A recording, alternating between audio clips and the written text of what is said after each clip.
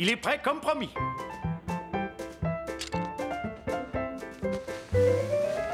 Ouh. Ah, ça valait vraiment la peine de s'en passer pendant 3 longues journées. Oh non, j'aime autant le tenir moi-même, George. Vous ne le portez pas tout de suite? Oh non, je veux le garder impeccable pour ce soir. Nous devons aller au planétarium pour l'inauguration du dôme.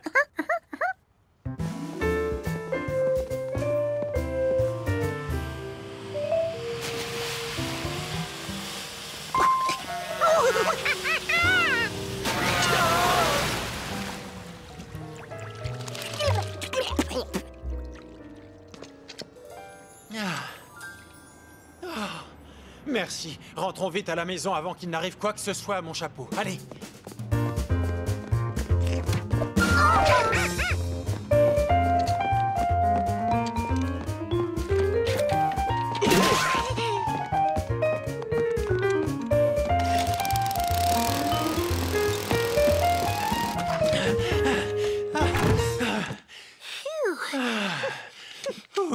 Sauvé.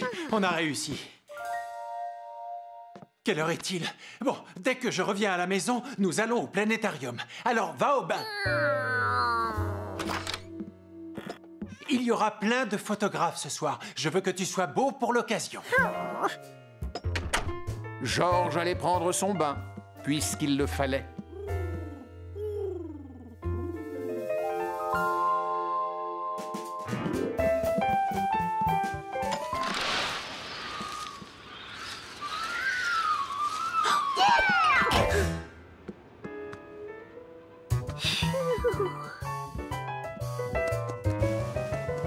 C'était vraiment un très beau chapeau. Qui aurait pu résister à l'envie de l'essayer?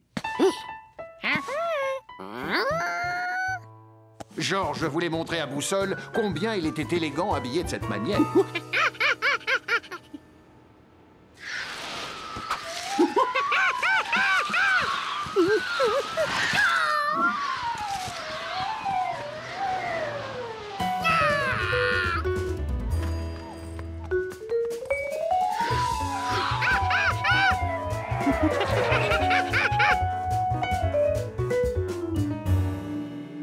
George avait bien vu le chapeau s'envoler par là. Où était-il passé?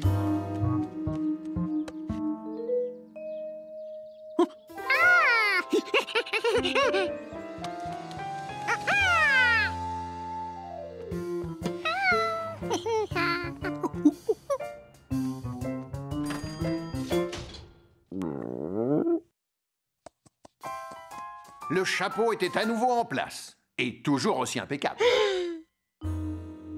Enfin, presque. George retira la brindille avec la précision d'un chirurgien. Voilà, opération terminée. Oh non, pas tout à fait terminée. Il restait un fil qui dépassait. Le problème allait vite être réglé. Peut-être fallait-il tirer plus fort.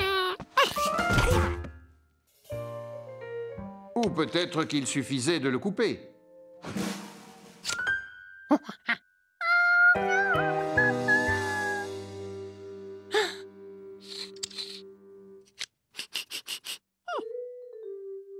Mais George avait oublié que la dernière fois qu'il s'était servi des ciseaux, c'était pour couper son sandwich fraise-banane. Et maintenant, il fallait s'occuper de cette tâche. Une fois nettoyée, on ne la verrait plus.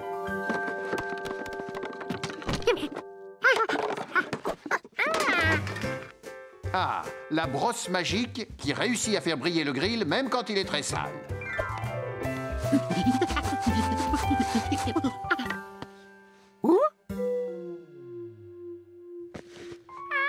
Mais n'avait-il pas frotté un peu trop fort?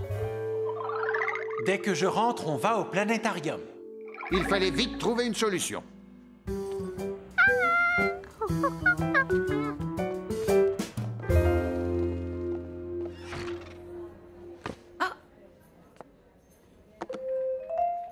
Oh, bonjour. Qu'est-ce que je peux faire pour toi?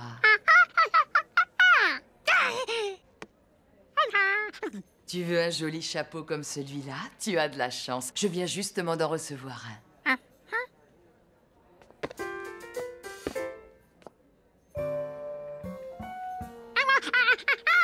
Quoi, il ne te plaît pas? Regarde, c'est le même.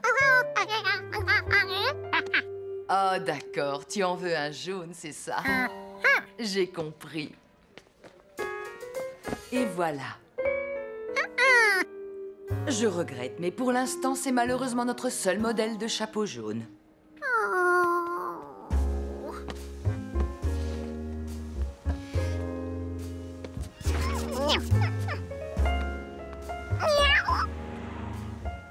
Gnocchi n'avait jamais vu Georges aussi triste.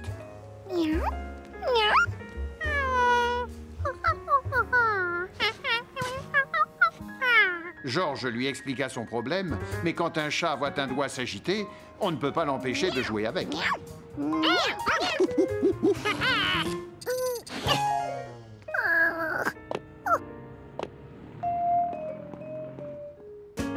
Tout compte fait, il n'avait peut-être pas besoin d'un nouveau chapeau jaune, mais de quelque chose qui y ressemblerait.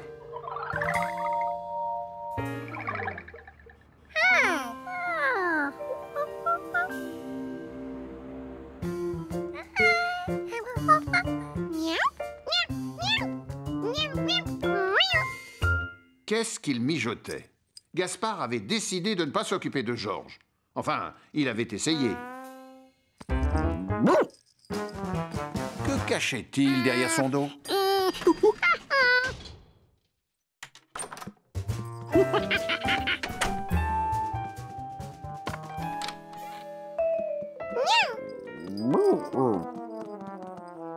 Avec quoi Georges pouvait-il faire un chapeau jaune?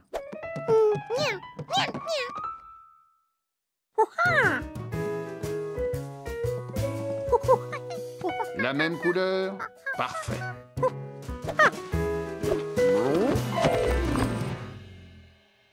Curieux, Gaspard était venu voir ce qui se passait et maintenant, il n'y voyait plus rien.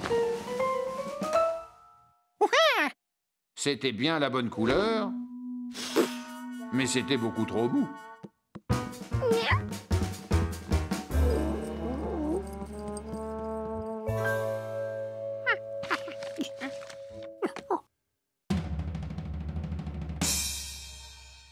Cette fois, c'était trop pointu.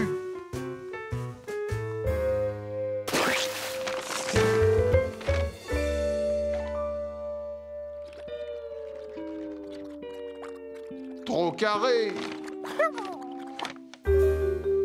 Comment faire pour trouver la bonne idée?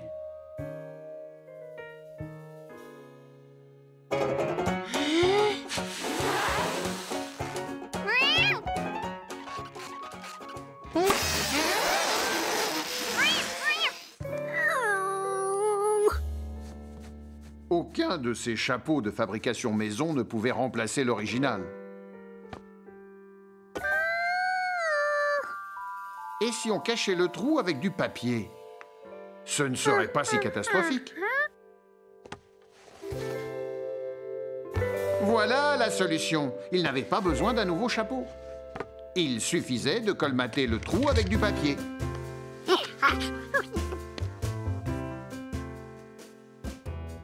À moins qu'une matière plus adéquate puisse faire l'affaire.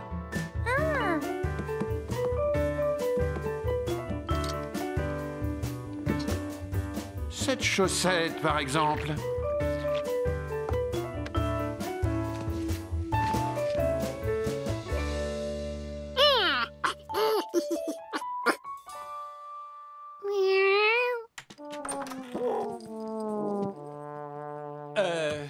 Georges, est-ce que c'est Gaspard qui est passé prendre une douche chez nous ou bien c'est la serviette de toilette qui se sauve toute seule? Georges, où est mon chapeau? Gnocchi, non, ne joue pas avec mon chapeau tout propre. Il doit être impeccable pour ce soir. Georges, peux-tu m'expliquer pourquoi il y a un trou bouché par cette chaussette?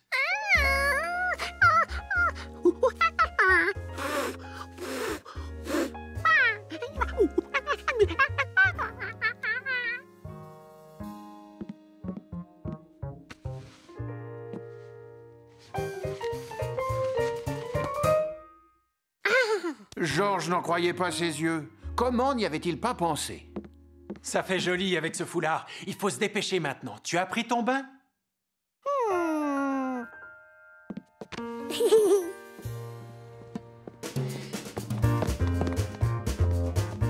George douché, costume nettoyé, chapeau jaune réparé. C'est bizarre, j'ai l'impression d'avoir oublié quelque chose.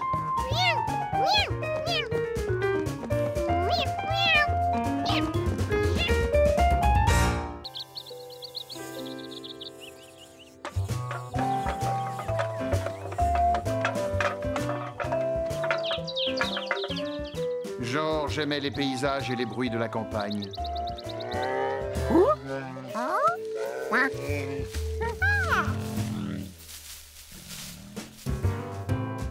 Il aimait aussi les bonnes choses qu'on pouvait y déguster.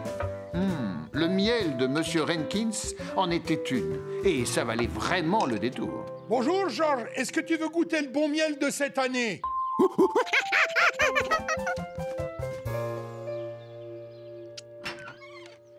Je t'ai mis du pain fait maison dans le sac. Tu m'en diras des nouvelles.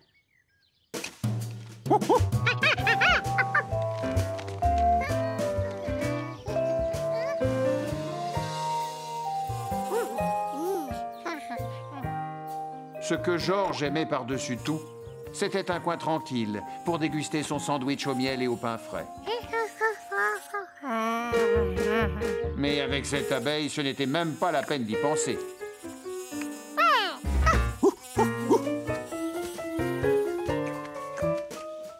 C'est ça, va-t'en. Mais pourquoi est-elle partie aussi rapidement? Que pouvait-il y avoir de plus intéressant que son sandwich au miel?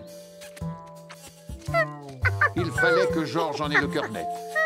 C'est en marchant dans la prairie que George aperçut une fleur qui gigotait sans qu'il y ait le moindre souffle de vent. C'était son abeille qui butinait de fleur en fleur. Que pouvait-elle bien leur trouver? Le miel, c'était tout de même bien meilleur.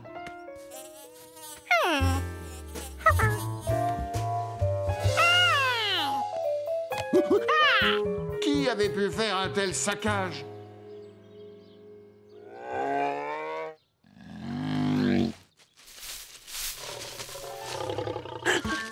Un ours? Un ours en chair et en os? George n'en avait jamais vu. Sinon en peluche, quand il était tout petit.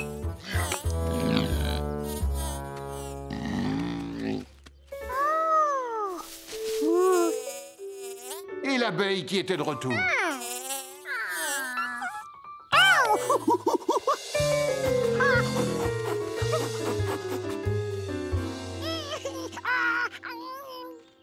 Cette abeille a cru que tu voulais lui faire du mal, George. C'est généralement pour se protéger qu'elle pique. Tiens, tu n'as qu'à mettre ce glaçon sur ton doigt, ça te soulagera.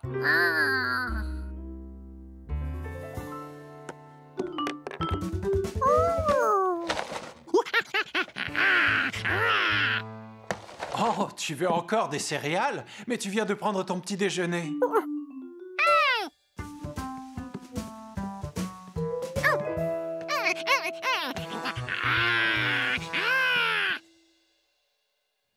Non, George, c'est une abeille qui t'a piqué, ce n'est pas un ours qui t'a mordu. D'ailleurs, on n'a pas vu un ours dans le coin depuis au moins 20 ans.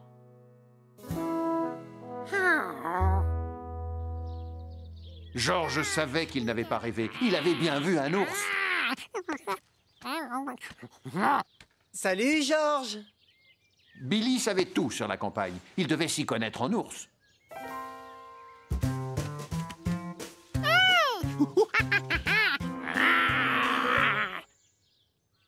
Oui, très bonne imitation, George. Eh, tu sais qu'on n'a pas vu un ours par ici depuis 30 ans?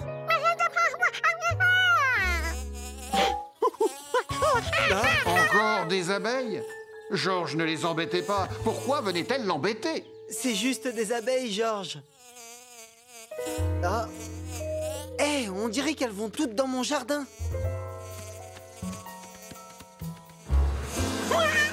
Waouh, quand est-ce qu'elles ont fabriqué ce nid? J'ai intérêt à vite l'enlever d'ici, sinon elles risquent de piquer mes lapins. George? George? Tu as vu comme il fait beau? Tu devrais jouer dehors. tu n'as pas envie de m'aider à arroser les fleurs? C'est magnifique, regarde.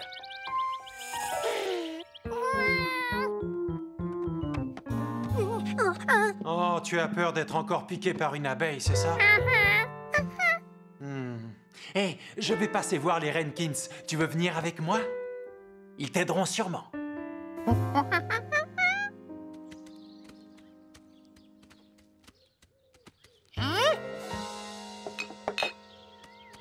Ah, rebonjour, Georges. Ce n'est que nous, monsieur et madame Renkins. Alors, c'est ce doigt-là qui a eu mal à cause d'une piqûre d'abeille? Oui, c'est la première fois et maintenant il a très peur quand il voit une abeille. Ah, je comprends. Personne n'aime être piqué. Et c'est pour ça que tu vas adorer ma surprise. Voilà. Avec cette combinaison, tu ne risques plus rien.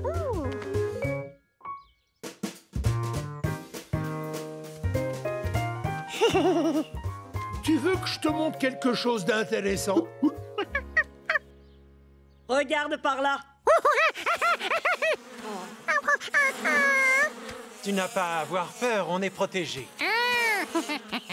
Georges, t'as envie de savoir pourquoi les abeilles adorent se poser sur toutes ces fleurs? C'est pour en ramasser le nectar. Approche-toi et regarde. Les abeilles récoltent le nectar. Leurs pattes sont pleines de pollen, une sorte de poudre qu'elles vont transporter de fleur en fleur. Et c'est grâce à ça que d'autres fleurs pousseront.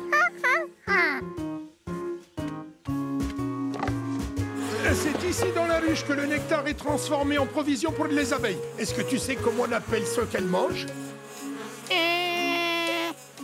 C'est du miel.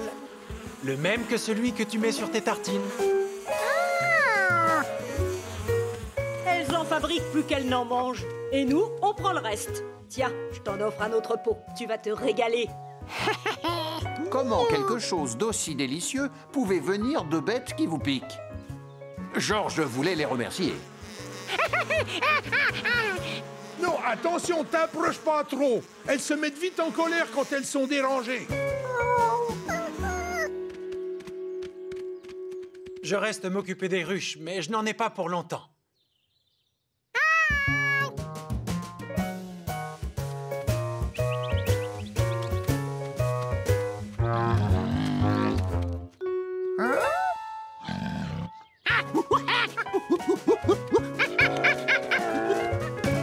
Georges, j'ai eu une idée. Je sais comment me débarrasser du nid. Et en plus, je me suis trouvé une super combinaison. Protection maximale. Suis-moi.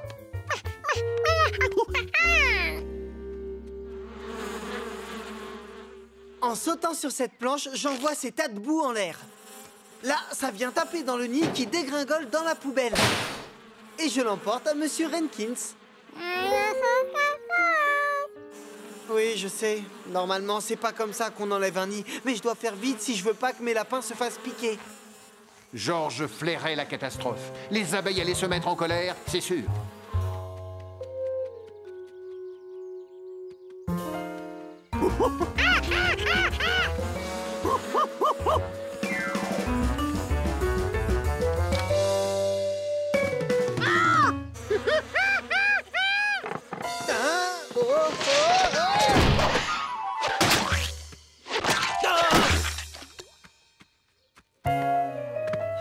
D'où sortez-vous et qui vous êtes? Voyons, Billy, tu sais bien que c'est pas comme ça qu'on s'y prend pour retirer un nid d'abeilles.